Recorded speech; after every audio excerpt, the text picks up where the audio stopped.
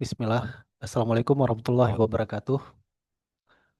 Waalaikumsalam warahmatullahi wabarakatuh. Waalaikumsalam warahmatullahi wabarakatuh. Hmm, Kembali lagi bersama kami kelompok 3 di acara podcast Learning Journal. Baik, kami hari ini akan berbincang-bincang mengenai apa yang sudah kami pelajari selama 4 hari terakhir. Di sini kita bersama rekan kita Muhammad Ikrimullah, Muhammad Nur Haikal, Muhammad Sultan Arif, Muhammad Yusron Amri, Waharba Putra Isyani, Mutazar Al Rashid Harahap, dan dengan saya sendiri Muhammad Syahridwan. Kita langsung saja, kita mulai dari siapa nih? Bang Sultannya Arif ya, boleh? Kira-kira Bang, apa yang Bang Sultan rasakan selama 4 hari ini? Makasih Bang Ridwan atas kesempatannya. Mungkin dalam 4 hari ini ada banyak sekali materi yang menambah wawasan dan juga pengalaman saya ya dalam kehidupan bernegara dan sebagai ASN. Mungkin dari berbagai materi yang saya dapat dalam 4 hari ini tuh ada saya paling ingat tuh materi di hari pertama tentang wawasan kebangsaan sama bela negara. Yang saya ingat itu wawasan kebangsaan itu adalah cara pandang kita sebagai bangsa Indonesia terhadap diri dan lingkungannya yang dijiwai dengan Pancasila dan UUD untuk menjaga persatuan dan kesatuan negara kesatuan Republik Indonesia. Lalu bela negara tuh nggak selalu kayak yang kita pikir kayak angkat senjata harus jadi tentara harus nembak-nembak, enggak, tapi bela negara tuh juga dalam bentuk kita taat hukum, disiplin kerja, taat bayar pajak dan juga integritas. Mungkin itu Bang yang dari aku pelajari selama beberapa hari ini. Menarik sekali ya. Kenapa kira-kira kita perlu memahami belajar wawasan kebangsaan dan bela negara?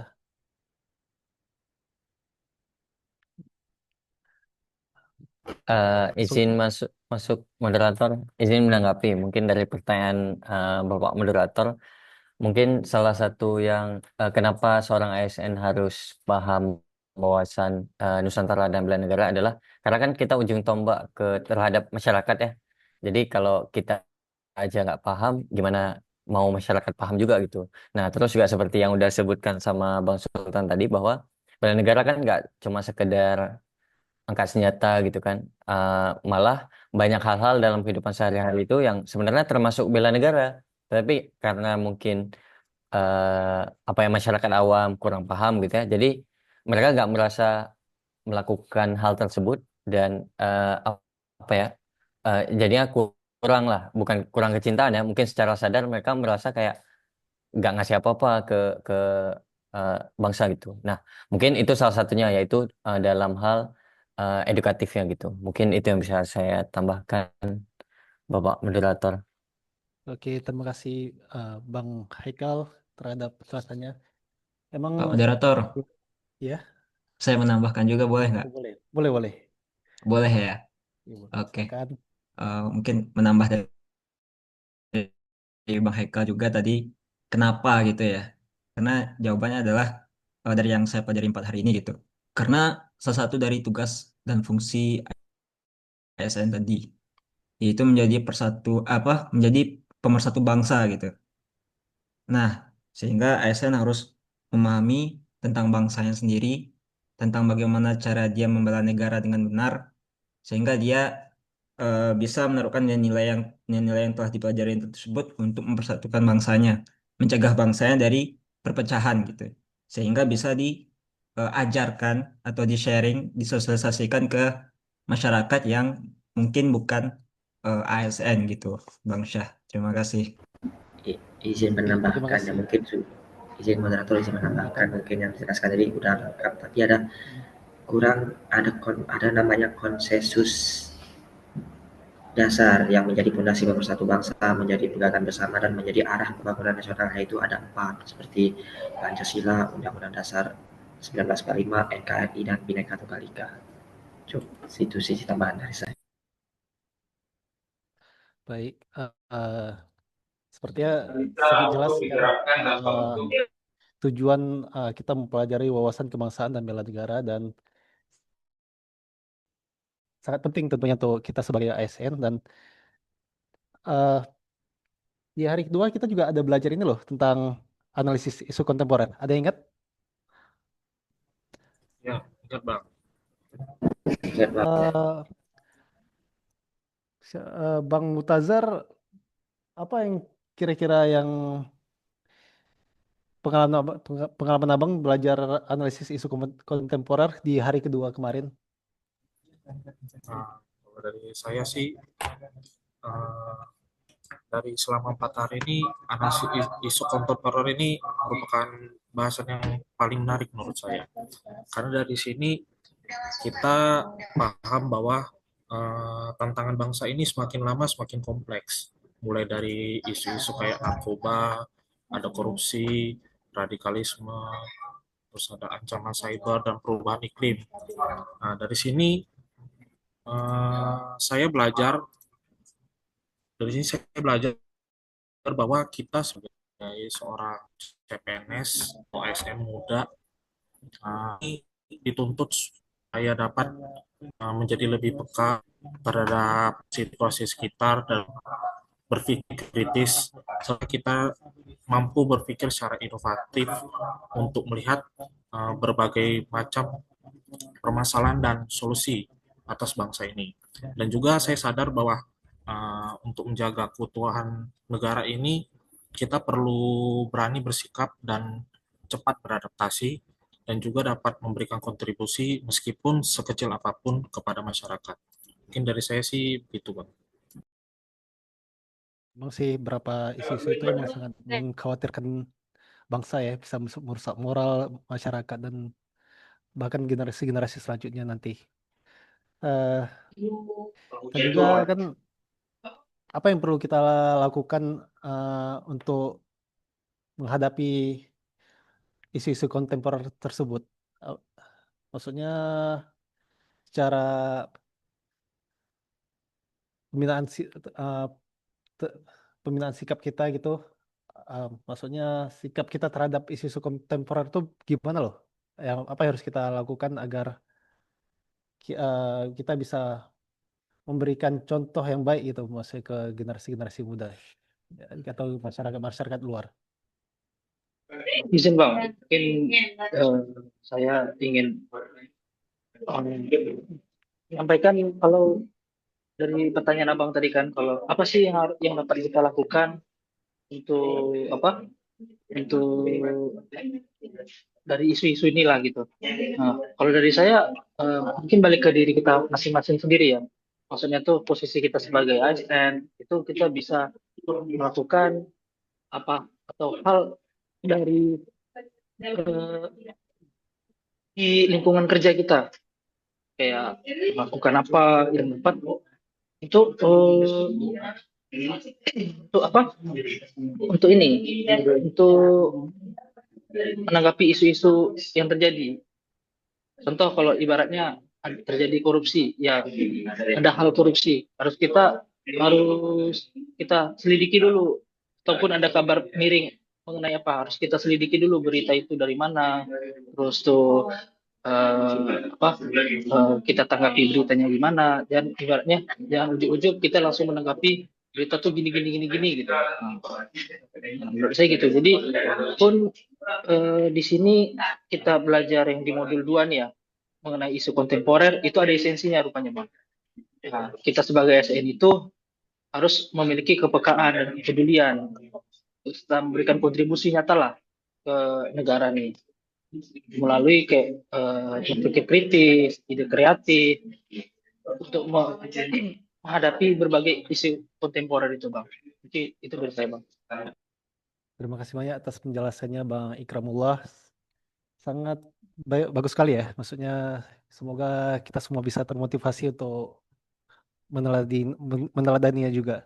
Dan di hari ketiga kita juga ada belajar pembinaan sikap dan algoritma kebangsaan gitu. Apa yang bisa kita dapatkan dari pelajaran itu? Maksudnya bagaimana pengalaman kalian terhadap pelajaran tersebut? Ada yang ingin menanggapi? Mungkin dari saya ya Bang, sebenarnya mungkin algoritma kebangsaan itu kan adalah konten media yang berisi pesan-pesan kebangsaan yang menarik dan tidak terkesan indoktrinasi atau memaksa, seperti pesan kebangsaan seperti penguatan kebangsaan atau NKRI, ideologis ketahanan negara, Pancasila, UUD 45 hingga identitas kebangsaan. Seperti contoh konten-kontennya itu kan seperti ada podcast-podcast tentang yang membuat kita meningkatkan nilai kebangsaan kita. Seperti kita kan juga ditugaskan membuat poster-poster yang menggerakkan generasi muda untuk mencintai bangsa ini. Seperti membuat poster, ada membuat penjelasan-penjelasan tentang pemahaman-pemahaman tentang kebangsaan dan nilai-nilai Pancasila dan lain-lain, seperti itu sih.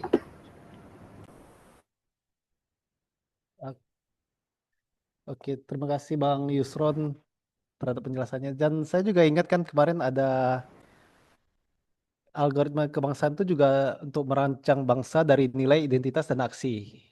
Nah, nah, aksi apa yang bisa kita lakukan kira-kira untuk mengimplementasi merancang yang untuk bangsa mengimplementasinya ini? gitu ya Bang. Iya, Ya seperti kayak kita membuat gitu sih Bang, membuat poster gitu, membuat konten-konten positif tentang Indonesia, mempromosikan kegiatan iya. sosial yang berlandaskan nilai-nilai Pancasila. Mungkin dari teman-teman lain ada contoh lain itu. Ya, izin menambahkan Bapak Moderator mengenai mungkin aksi-aksi yang bisa kita lakukan. Salah satunya yang ada di tugas latsar ya, yang kita buat ini kayak konten-konten poster-poster. Nah, kalau sepenangkapan saya sih algoritma kebangsaan itu kan gimana ya? Kan kita tahu kalau algoritma secara universal kan isinya banyak ya. Dan yang viral-viral kebanyakan hal-hal yang negatif. Dan itu membuat kayak masyarakat jadi pesimis juga nih. Harusnya Indonesia emas, jadi ya Indonesia cemas gitu kan gitu-gitu ya. Jadi tugas kita sebagai ASN salah satunya adalah gimana caranya kita bisa istilahnya membuat ya mungkin sosialisasi juga ya, tapi bentuknya konten gitu ya untuk memperlihatkan bahwa masih ada loh yang positif-positif yang ada di Indonesia gitu sehingga masyarakat juga ketika mereka dengar berita-berita baik ini jadinya lebih optimis aja untuk negara kita. Mungkin itu juga salah satu aksi yang eh, kita diajarkan di Latsar ini, Bang. Berarti Mungkin itu aja. kita di ini ya, berarti tugas kita ini untuk menimpa em, hal-hal negatif itu dengan energi-energi positif, dengan berbagai macam yang bisa kita buat di media ya. Dan juga kan kita ada juga belajar ini teknik analisis. Ini banyak betul ini. Saya juga masih pening. Dan juga kan di teknik analisis ini banyak ada teknik USG ya. Kalian paham nggak apa itu USG?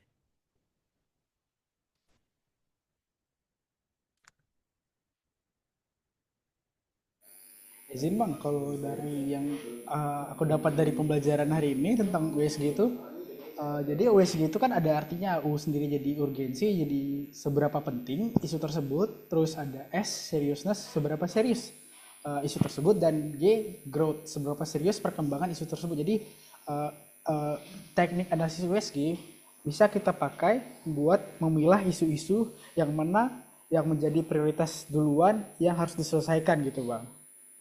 Itu kalau dari sepenangkapku di pembelajaran hari ini. Berarti USG itu kita kayak memilah masalah gitu ya. Kita sesuaikan dengan masalah yang paling urgent dan paling penting ya. Dan juga yang paling besar risikonya ya. Betul, betul begitu ya? Betul Bang, betul. Seperti itu Bang. Selain USG, ingat nggak kalian metode-metode apa lagi yang untuk kita memilah isu? Ada yang namanya APKL Bang. Yang APKL itu apa dimana Bang? yang dimana A itu aktual, B-nya itu problematik, K-nya kekhalayakan, L-nya kelayakan. Dimana aktual itu apakah isu ini benar-benar terjadi dan sedang hangat dibicarakan dalam masyarakat. B-nya itu apakah isu yang memiliki dimensi masalah yang kompleks. Kekelayakannya apakah isu ini menyangkut hajat hidup orang banyak, dan kelayakannya itu apakah isu ini masuk akal dan realistis seperti itu Bang. Dimana juga ini ada poin-poinnya, dimana jika nilainya paling besar itu yang menjadi prioritas kita untuk mengangkat isu itu dan menganalisisnya. Berarti Itu sih. cara penilaian ini berarti kurang lebih mirip dengan USG ya. Betul Bang. Kalau Kalau izin Bang, kalau saya ya, tangkap tuh kan, kalau teknik APKL tuh itu lebih mementingkan kualitas. Maksudnya itu kayak kualitas dari isunya tuh gimana gitu kan. Nah, dia benar sama-sama penentuan prioritas. Tapi kayak jadi ada 4 parameter kalau di APKL, sedangkan di USG ada 3 parameter kan. Nah, kurang lebih sama, cuman beda parameter dan beda kayak cara penilaiannya lah gitu. Mungkin itu dari saya. terima kasih Pak Ikram. Selanjutnya, ini saya juga baru ingat kan ada family tree ya. Itu apa yang kalian pahami tentang family tree ini? Yang metode family tree ini? Ya mungkin Ayo. menambahkan Bang Ridwan untuk teman yang lain ya tentang teknik analisis family tree gitu ya. Berarti kan namanya family tree pohon gitu ya. Kita sederhananya pohon gitu ya. Berarti kan Pohon ya.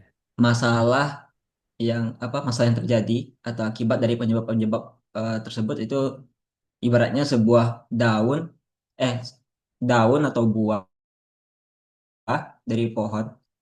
Nah, tentunya daun atau buah dari pohon tadi itu kan melekat pada ranting-ranting, batang, hingga menuju ke akar paling bawah gitu. Sama dengan yang analogi pohon tadi, masalah itu kita ibaratkan dengan daun-daun atau buahan, tentu ada penyebab-penyebab dari masalah tersebut. Penyebabnya yang banyak gitu ya, nggak satu, nggak dua, nggak tiga, tapi ya mungkin lebih dari tiga, empat, lima, enam. Nah itu ibaratnya batang-batang tadi, ranting-ranting tadi. Terus kita jabarkan ke bawah, kita terusi ke bawah terus menerus, sehingga kita bisa dapatin akar, akar masalah atau akar pohon tadi gitu. Nah itulah sumber dari masalah yang terjadi. Sehingga didapat akar masalah, hal itulah yang akan kita analisis selanjutnya, gimana cara penyelesaiannya. Sehingga kita menanam pohon baru, kita tanam obat baru, sehingga menghasilkan buah yang lebih baik gitu. Mungkin begitu, Bang Ridwan, teman-teman. Menarik Bang. Mungkin juga family tree itu mungkin salah satu item untuk menganalisis isu, ada contoh lainnya seperti 5Y dan fishbone diagram seperti itu.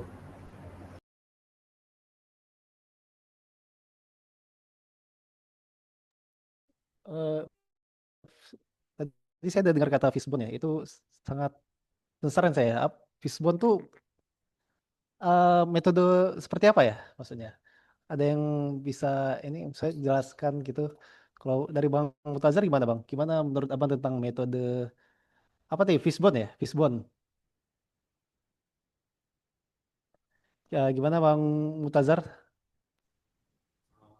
Sebenarnya saya sendiri juga untuk yang fishbone ini masih kurang paham maksudnya. Tapi kalau yang dari eh, eh, yang sepenglihatan saya itu kurang lebih mirip-mirip dengan family tree ini. Jadi kayak di awalnya kita ngebuat menentukan masalah utamanya, kemudian kita tentukan eh, penyebabnya, terus nanti ada cabang-cabang dari penyebabnya gitu, terus nanti di akhir menentukan analisis solusinya itu gimana. Kurang lebih sama dengan yang family tree, cuman mungkin yang ngebedain itu bentuk diagramnya itu. Kalau yang family tree kan bentuknya seperti ranting pohon gitu. Nah, kalau untuk fishbone ini bentuknya itu seperti tulang ikan gitu. Mungkin dari saya sih begitu, Bang. Terima kasih Bang Mutazar. Izin menambahkan Kayaknya lebih Bang. mirip ke akar sih ya. Yang family tree. Dan Saya juga sebenarnya kurang paham juga sama fishbone ini. Tapi kalau saya lihat diagram itu emang bener deh kayak apa tuh tulang-tulang ikan ya. Dan dia dibuat pengelompokan masalah dan dikumpulkan berdasarkan skill supplier system dan surrounding ya. Atau disebut apa deh? 5S ya. Sebenarnya 5. Oh, ada kategori 5, 8P dan 6M juga, tapi sama-sama fishbone ya. Bener ya? Bener Bang. Ya, betul, Mungkin Bang, betul. mau menanggapi sedikit Bang. Kalau fishbone ini kan itu tadi katanya kan seperti ikan dan tulang-tulangnya kan. Kalau misalnya dianalogikan, jadi kepala ikan itu sebagai akibat, pernyataan akibatnya. Akibatnya apa? Nah, dari duri-durinya inilah penyebab-penyebabnya. Jadi dari duri itu kita analisis untuk penyebabnya yang mengakibatkan dari si kepala ikan tuh. Mungkin gitu Bang, Oh. analoginya. Ada analogi yang sangat menarik dari metode ini ya. Dan juga saya baru ada terakhir kan metode apa ini? Gap ya. Saya eh, kalau menurut Bang Hekel metode gap ini gimana sih? Kenapa kita harus apakah metode ini mudah atau sulit dibandingkan metode-metode sebelumnya? Terima kasih Bapak Moderator. Ini sejujurnya sih saya di gap analysis atau GAP analysis ini masih sangat kurang ya pemahamannya gitu. Terbukti dari ada tugas-tugas juga agak kurang maksimal tadi. Karena memang masih perlu belajar lagi masalah GAP analisis nih. Mungkin ada di sini di antara teman-teman yang bisa membantu menjelaskan mungkin ya. Mungkin saya lemparkan ke yang lain. Terima kasih. Curhat ceritanya Bang ya. Iya, ingin menambahkan ya, Bang. Jadi gap analisis itu bukan metode, Bang, tapi alternatif penyelesaian kita. Jadi kan ada metode kita menganalisis isu itu ada fishbone, ada tree apa tadi? Yang pohon-pohon itu ada sama 5W ya. Jadi gap analisis itu alternatif penyelesaiannya ada juga satu lagi MC Namara seperti itu. Jadi ini ada komponen-komponennya seperti ada gap, ada kondisi aktual, gagasan penyelesaian dan kondisi idealnya seperti apa, seperti itu. Jadi ini adalah alternatif penyelesaian dari akar masalah dari isu tersebut. Seperti itu, Pak. Saya kembalikan. Terima kasih Pak Yusron, penjelasannya yang sangat bagus sekali ya. Dan ada yang kelewatin nggak ya? Ada Bang, kayaknya aku mau nambahin soal tadi ada satu teknik analisis lagi seingatku, itu teknik 5W. Itu tekniknya tuh kayak mana kita menganalisis suatu permasalahan dengan sampai ada 5 kali pertanyaan mengapa. Misal permasalahannya kenapa data-data Indonesia bisa dijebol hacker gitu, pertanyaan awal itu jadi mengapa pertama. Terus misal jawabannya karena sistem kita mudah dibobol. Terus pertanyaan kedua, mengapa sistem kita mudah dibobol? Berarti misal firewall kita terlalu lemah gitu. Kenapa? Terus ketiga, mengapa firewall kita terlalu lemah? Terus gitu sampai ke 5 kali. Misal mengapa itu ternyata ketahuan, ternyata infrastruktur firewall dan SDM kita belum bisa bikin firewall yang bagus ataupun benteng yang bagus buat jaga data-data kita tadi biar gak mudah dibobol hacker gitu, Bang. Itu contohnya yang Oh iya, analisis Bang 5W. Sultan, ini 5W ini berarti berdasarkan kita breakdown itu dengan pertanyaan 5 kenapa ya? Iya, 5 Kenapa ya? kenapa atau mengapa. Itu harus sampai 5 kali, minimal 5 kali kita tanya kenapa atau maksimal 5 kali ya? Kalau dari sepenangkap saya, biasanya di 5 kali itu udah dapat apa istilahnya jawaban yang ideal, yang paling ideal, yang udah dapat ke akar masalahnya. Ternyata kayak tadi contoh saya yang misal kenapa bisa dibobol hacker, ternyata dari infrastruktur kita nggak bagus, terus SDM kita belum bisa buat bikin infrastruktur keamanan cyber yang bagus biar nggak bisa dibobol gitu, Bang. Kalau misal di pertanyaan kedua kita udah dapat jawabannya ideal tuh gimana baik, Mas Sultan? Apa harus kita melanjutkan ke pertanyaan ketiga seterusnya? Biasanya harus lagi, Bang. Misal kayak kita kasih contoh lain, misal kita pakai contoh yang tadi kita pakai di kelas tadi yang masalah arsiparis mungkin mengapa arsip kita belum digital, misal mengapa. Pertanyaan pertama, mungkin jawaban pertama mungkin tidak terbiasa. Yang kedua, mengapa kita tidak terbiasa? Mungkin SDM kita kurang. Nah, dari SDM kita kurang sudah, udah ketahuan nih jawabannya SDM kita kurang. Tapi kayak mana cara mengatasinya?